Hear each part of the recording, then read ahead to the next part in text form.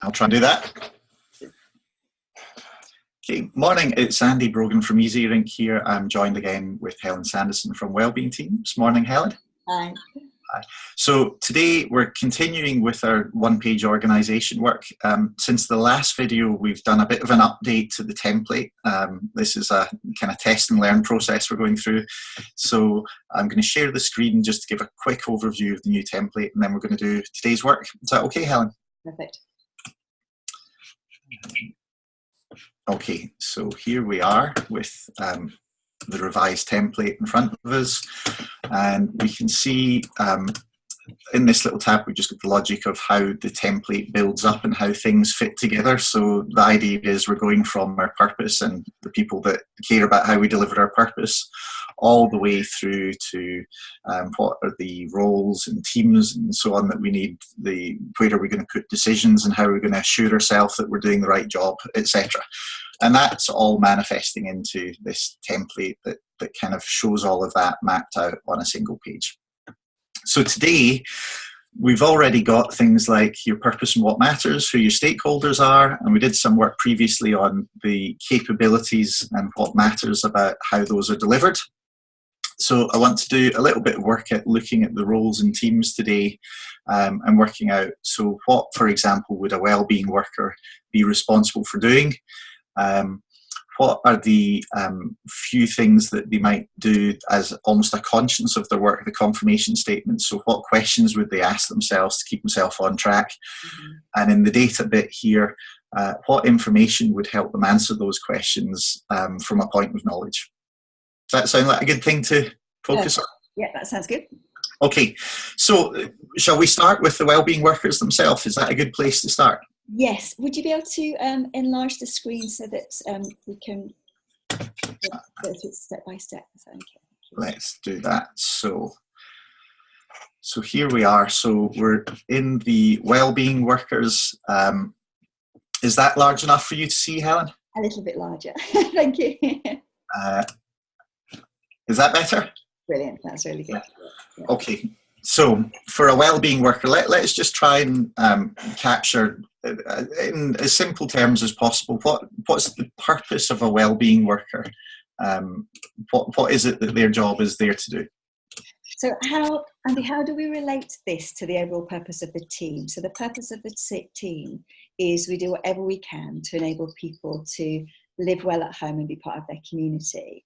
And therefore, that is the essence of the wellbeing worker role, is they are delivering support to people to enable them to be safe and well at home and providing direct care to do that, and thinking about opportunities for us to work in ways that people can be part of the community with the community service connector.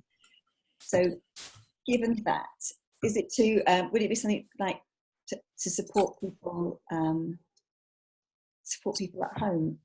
I mean, do we want to go into support people to deliver their outcomes at home, or support people to live well at home, or is it the more detailed support people to get up in them? But I guess that all depends on their specific outcomes. So it's trying to figure out what level of detail is appropriate to this kind of column. Yes, so I think for the purpose of the wellbeing worker, I mean, this one may be possibly the easiest one to capture the purpose on, because I think your overarching purpose is framed from the point of view of the value you're creating for those you support. And my sense for the wellbeing worker is their job is to deliver that value, really. When we go across to the likes of the scheduler role, for example, their job isn't to directly deliver that value, so their purpose is slightly different, but it's clearly to support that thing to work well. It is, but all of the roles that you've listed here are the additional roles that wellbeing workers take. So yes. You'd be a buddy in the context of also being a wellbeing worker. So these are finessing a more detailed additional role to the fundamental role of being a wellbeing worker. Correct. So my guess is that the wellbeing worker's role is probably to deliver the overall purpose. As you've got it. Does that sound right? If we just put to support people to live well at home. Yep. And be part of their community.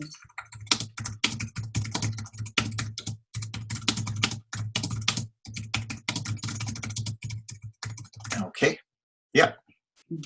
And then maybe just to get a sense of the difference then when we move to buddy, let's just call out the purpose of a buddy as distinct from that core responsibility of a wellbeing worker. So what is it that we have buddies for? What's the difference they make in the context of the team? So each wellbeing worker has a buddy who's another wellbeing worker, and their role is both support and challenge. So it's to provide support to their buddy and to challenge us to keep growing and developing and improving.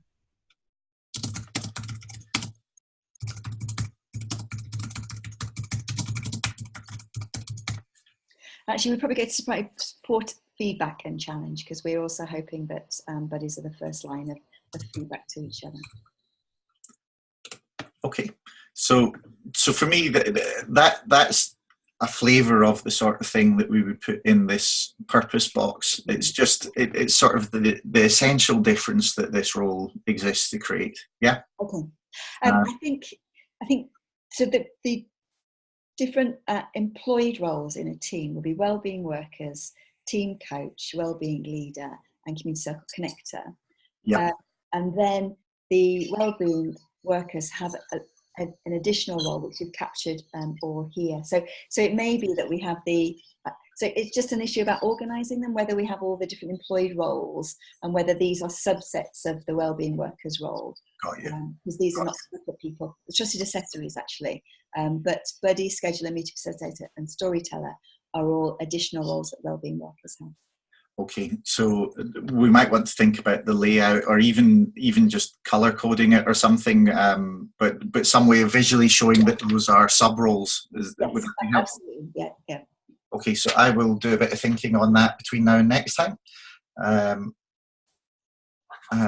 you happy to leave that till next time, Mel?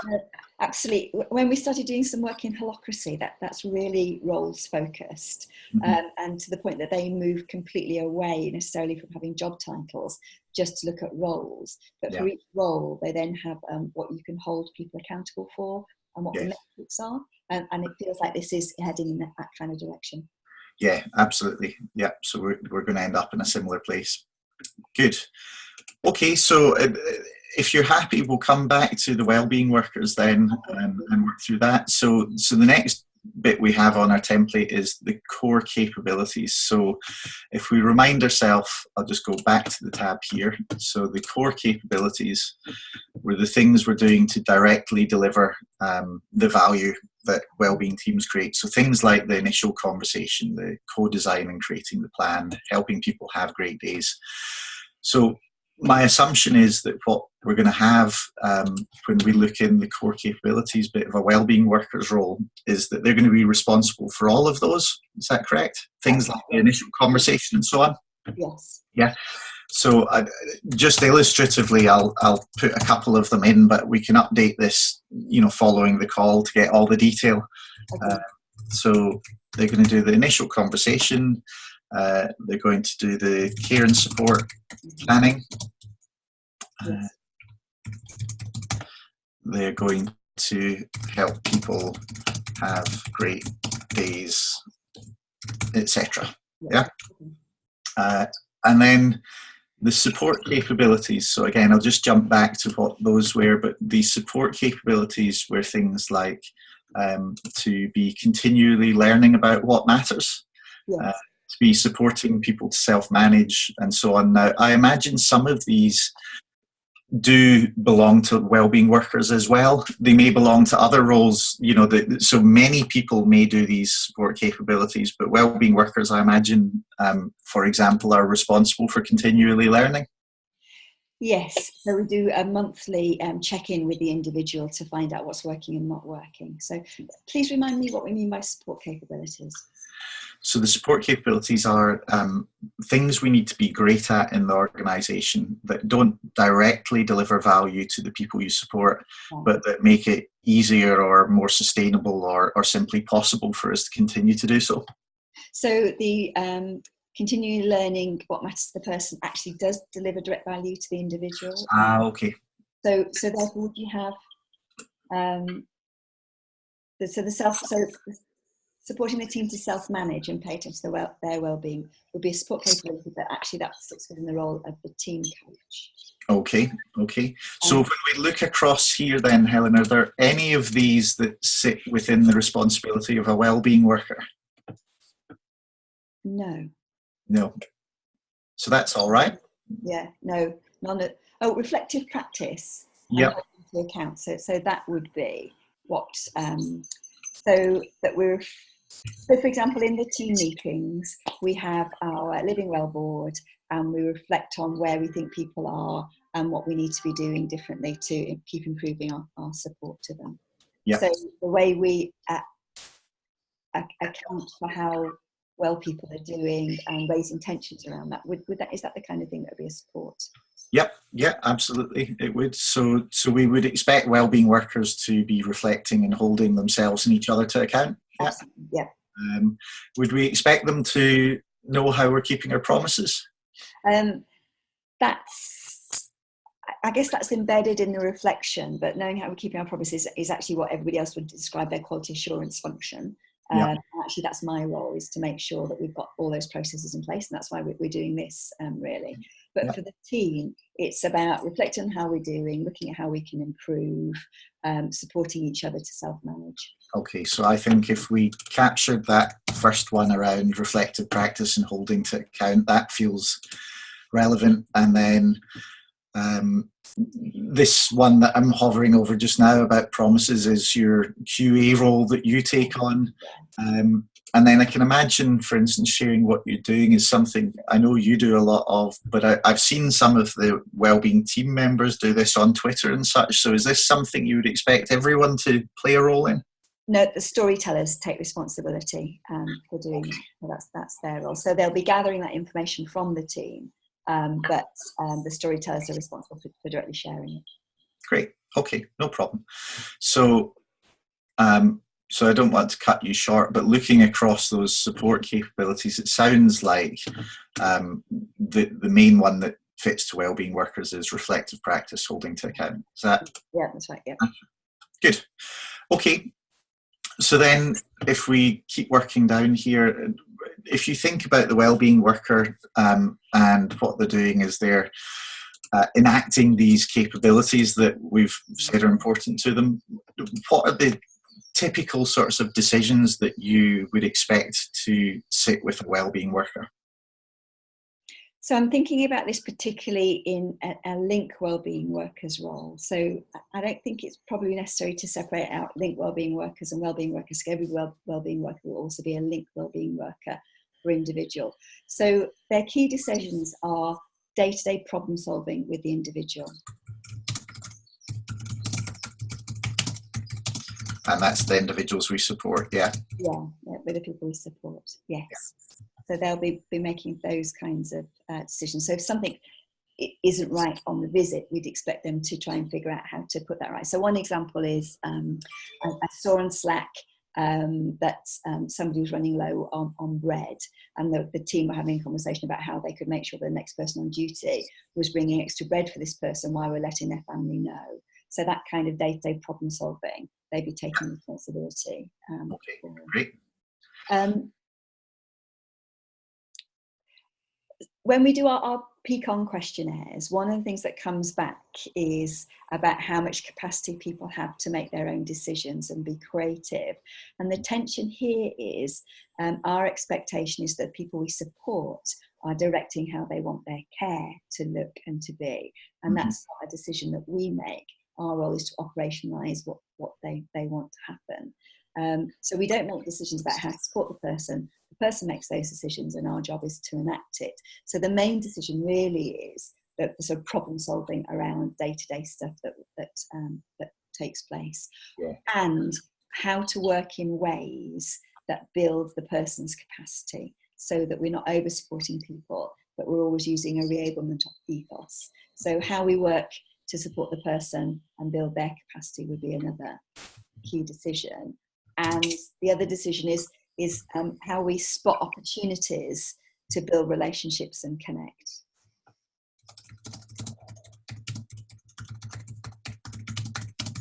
And have great days. So one example is I was out on shift with Becky this week, and one of the tasks that we were expected to do for a gentleman who's experiencing dementia is we support him to have a shower, and as part of his morning routine he has cream put on his back.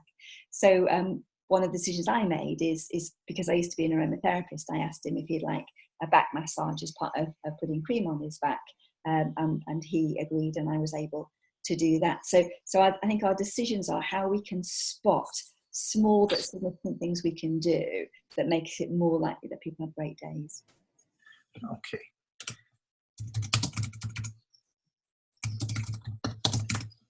So you can see what's on the screen, but I'll just read them out. So key decisions are day-to-day problem solving with people we support, how to work to support those people to build their capacity, how we spot the small everyday opportunities to build relationships, connect, and help them have great days. Yeah. That sounds about right? Yep, that's good, thank you. Okay, cool. Fine. So if there are key decisions in the role, and we know what the capabilities are that people are delivering, the next thing we might think about is what are the few reflective practice questions we might ask ourselves that would keep us on track, so would help us to think about, are we making the decisions we're responsible for well? Are we delivering the capabilities we're responsible for well? To do this, what we could do is we could jump back to around your core capabilities. Mm-hmm. We said these are some of the what matters statements about, for instance, how we do the initial conversation.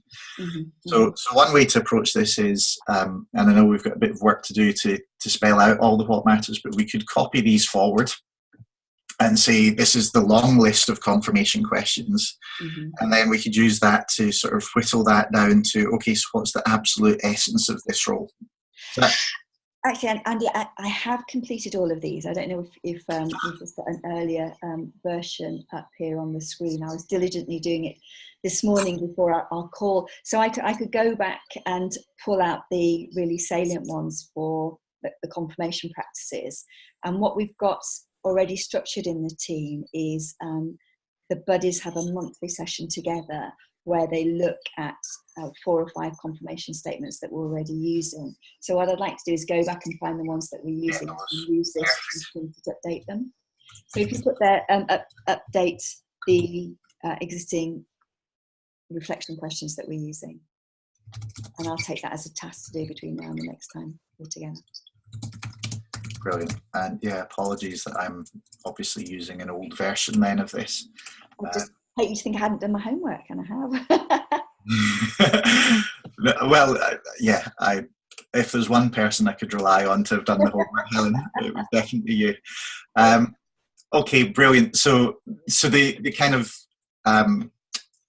the outcome, I guess, we're looking for when you fill in this section is that thing of having something like a half dozen statements that allow people to reflect against them, and those statements really help them surface things they're uncertain about and help them to stay on track with the core purpose of the role. Yeah.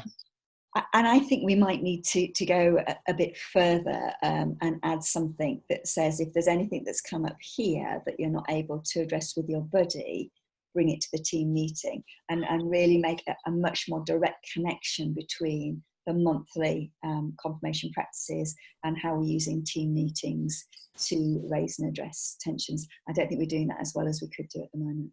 Okay, brilliant. Yeah, well, you're absolutely right. So I guess part of the intent with these statements is that they become the prompt for people to spot tensions and then raise them in, whether it's their team meeting or if the team can't resolve them, to then escalate them through to the national advisors. So absolutely, I think being quite explicit about that would be great. Good. Okay, so given the confirmation statements that you already have, I guess one of the things that's useful to think about is we want people to be able to surface their gut feel. So they don't necessarily need data for that, but also we want people to be able to inform their gut feel to make it educated, not just purely opinion-led. So when you think of wellbeing workers, what if any data do they use or could they use that would help them to think about how are things going in their job? So at each team meeting, we have a number of metrics that are collected at every meeting. So we look at how many compliments we've received that week, and we're making sure that we record those, and that then feeds some of the work that the storytellers do. We look at whether we've received any complaints that week, and one of the things that would then happen at the team meeting is we do a debrief around those. They would have already been investigated by then, but then we do a further level of investigation with the team, and then we use that to generate what if questions. We look at whether there's been any safeguarding incidents or CQC notifications as well. So that's the data that we look at. We also pay attention to whether we're over or under hours, and we look at sickness levels as well. So we've got a set of metrics that the team, that's either shared with the team, because not all the team will have access to all that information, or we co-create together. So things like compliments we co-create together, safeguarding instance, the practice coach or team coach will have the oversight on that and will be able to inform people about it. So is that the kind of data that you mean? Because actually the data on an individual level is we have a numerical value against the personal outcomes that each individual has. Good. Yeah, I think that's important here as well. So this is the outcome circle, is it? Yeah. Yep. Yep. Not really a circle anymore, but we know what I mean. Yeah, the outcome data that we use, but we track that every. Actually, it's every 6 months at the moment. We might need to do that more. But so the wellbeing worker has a monthly check-in with the individual. At the moment, we're not specifically asking for a review of the outcome data there, but we might want to do that. Okay, so I think this is the right sort of stuff, definitely. So, and again, you can make choices about what's most helpful to you about how we lay this out. But the logic of this for me is, if I'm a wellbeing worker and I look at this bit of our template, what I want to be able to know is, so what's my job fundamentally about? Well, that's the purpose. What are the things that I need to be great at doing in that job? That's the capabilities. What kind of decisions do I have to make as part of delivering those capabilities? And then how am I going to reflect to keep myself on track? Well, I'll ask myself these questions and I'll look at these data. So if that's the logic of this, the question I might be holding is, I think the outcome data definitely fits well here. I think complaints, compliments, safeguarding notifications feel like they all fit well there, because they're all a direct reflection of how well am I delivering that work. Okay. Hours and sickness, I might say, would fit perhaps more appropriately when we come to the next bit of our template, and we're talking about, I'm just clicking through to it, but we're talking about, so what's the data that would inform some of our meeting mechanisms? Okay. So the wellbeing team meeting might be where we're bothered about the hours. Yeah. Absolutely. If you go back to the other page, though, because what we've captured there is the wellbeing. So it's almost like the team's got two interfaces: the interface with the individuals they support, and then the piece with their team members. So it feels like we've captured one element of their role really, really well. But for example, one of their core capabilities is around self-management.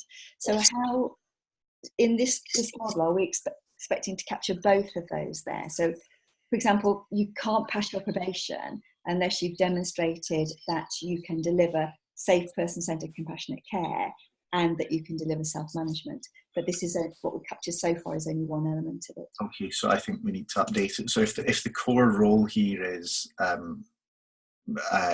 includes being excellent at self-management, I think we should capture it here, or we should call out a component of the role that is about self-management and have that as another column.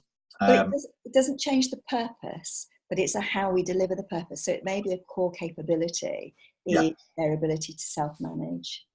Yeah. Because self-management is at how we deliver the what of the purpose, isn't it? So perhaps in the core capabilities, if you just write self-management, and I can then delineate the expectations there.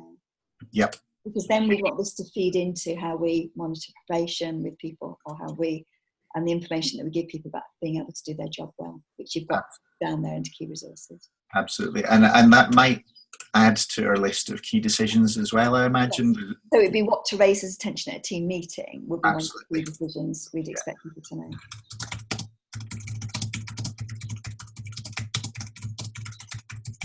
Yeah, absolutely. And then when we get here, illustratively, you know, if you have those questions that you are going to reflect against, one of the questions you may want to add to make explicit that this is about surfacing tensions is, which of these am I going to surface, you know? Yes, and there's another layer to this as well. So what we expect is that people are delivering great care, self-managing and paying attention to their own well-being. So it may be that one of the confirmation statements is related to the well-being. For example, am I paying enough attention to my well-being and the team's well-being?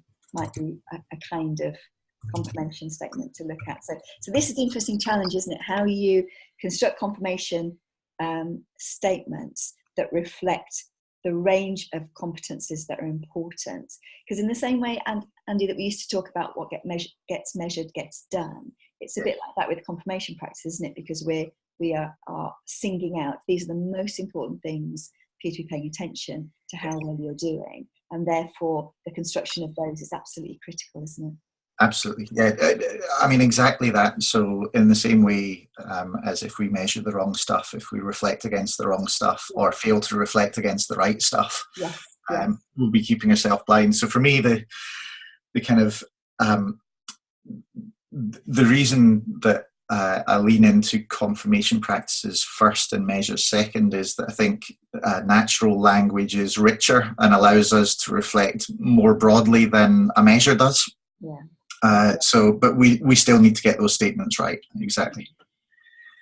Good.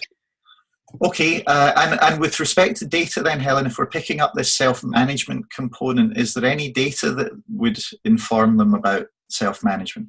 The Peakon scores would, but they might sit better on the team thing. Although in key decisions, one of the key decisions they make is how to score the Peakon data, but is that too finely granulated? Well, let's capture it, and then as this builds up, I think you can always choose to edit, can't you? Yes. So, so how to score the Peakon data, is that right? Yes, yes. Yeah. Okay. Great. So we captured previously from our conversation some of the other mechanisms that sit under this role. So, so in the help and support section, we're thinking here about, so if I'm not quite sure what to do, where do I go to seek support? And we talked about the help desk, the buddy, the coach, and so on. Is there anything missing there? Well, the person-centered team review and the working together for change are ways that we keep track of how we're doing. So I'm not sure whether going into health, they're sort of opportunities to reflect and review as opposed to ways that people get help and support. Whereas the help desk, buddy, coach and colleagues are all places to get help and support. So where would opportunities to review, reflection and review go? Or is that just all captured in the confirmation statements? So we could, again, it's where's most useful for you. We could talk about these as key resources. The only reason I'm sort of leaning slightly away from that is they're not always on resources. They're kind of in-time resources. So I wonder, are they part of your QA mechanism? Yes, let's put them there for now. So our interpretation of quality assurance is we make 6 promises to the individuals we support and 10 promises to our colleagues, and we've got processes to check how well we're doing. Yes. One of the questions for me is the interface between this document and that document as well. So we've got it delivers a clear line of sight without any kind of duplication. But it may be that we finish this and then go to the other QA document I've been working on, and you can help me think about how we might synthesize that. Yeah. Okay. Great. So I think one of the nuances, I guess, of how we complete this that I think I'm seeing as we go through it is, you know, as we work down this column, for example, we'll chuck in loads of stuff, and I suspect as we work down other columns, we may find that actually it makes more sense to move it from here to there, or we move it into the team spaces, or whatever. So it's probably best that we just capture stuff as we find it, and then we'll find its proper home as it builds up. Yeah. Are you comfortable with that? Yes, yes. Now this has been really useful. So what I can do next then, Andy, is repeat the same process for the other roles, and then we can, as you say, edit it and check that I haven't duplicated things in various places and it all aligns beautifully. Great, great. Okay, so maybe just to finish this little video then by a quick summary of what we're looking for as we look down the roles, Helen, is that a useful thing to do? Really good, thank you.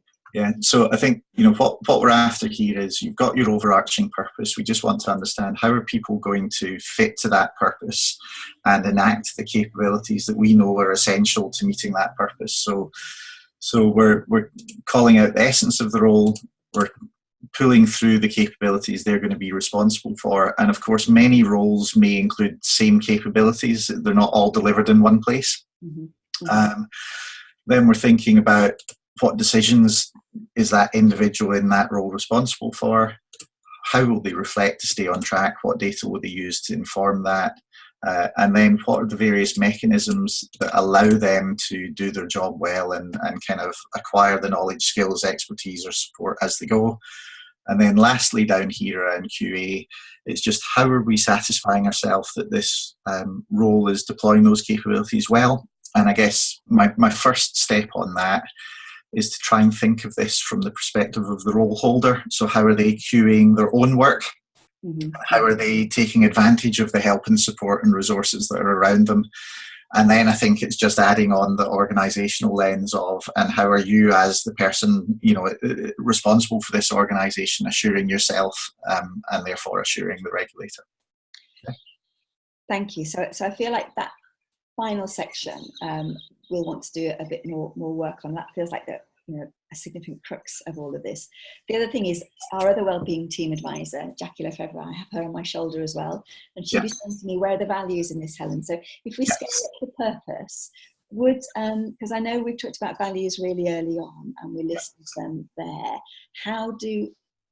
So my hunch is that we need to put the values back underneath the purpose in the individual role, because we live out the purpose in the context of our values, and I'd want to keep double checking that all the things that we have in those other segments are reflected in our values as well.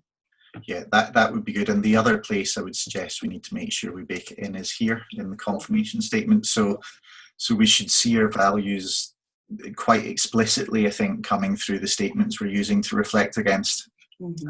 And for me, that would be a kind of key way of operationalizing the values, is if each role has the values kind of coming through the reflective practice and keeping them honest, that would be great. That's good. And again, we can ask, it'd be interesting to get Jackie's view on how well we've done that, looking at it from a values lens. So I think one of the things that I will add when I come back to do a bit more work on this is under purpose for each of, so we deliver our purpose, we live our values through delivering our purpose and making sure we've got that explicit for all of the roles too. Thank you. Brilliant. Great. Okay. Well, thanks again, Helen. Will we call it quits there? Yep, lovely. Thanks very much, Andy. See you next time. All right. time. Brilliant. Thank you.